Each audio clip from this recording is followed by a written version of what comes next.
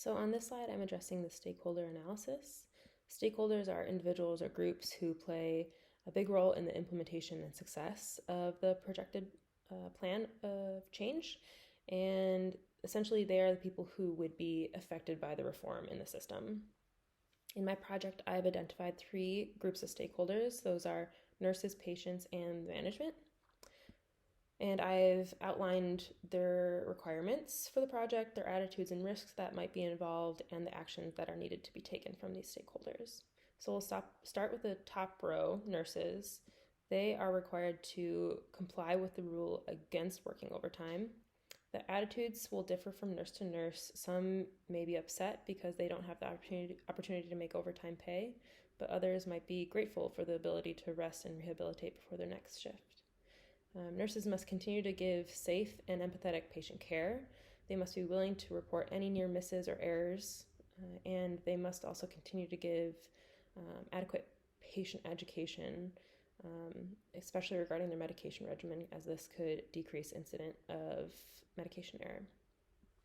Patients must comply in receiving care and medications from the nurses that are involved in the project. Patients must be able to build a trusting relationship with their care providers, and they might feel a peace of mind knowing that their nurse is not being overworked and that they're well rested. Patients should then have the courage to speak up when they believe they might be receiving the wrong medication or dose. This is facilitated if that nurse has done good education for their patient. Finally, management, this bottom row. Compliance is required in the hiring and payment of adequate staffing to eliminate the need for overtime among the nurses. The attitude is a little complicated when it comes to management because an upfront cost of this change might create some hesitancy. So they must be willing to take the time and effort to hire the staff and have them on payroll.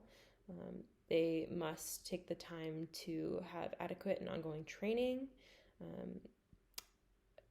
All in all, there could be hesitancy in knowing that their position in this plan change it requires the most work. It will take the most time and effort out of all of the stakeholders. Finally, their action to take, they must create and foster an environment in which near misses and errors can be reported. And this is done through effective communication. They must be proactive in the finding and hiring of nurses, including the implementation of necessary training after hiring.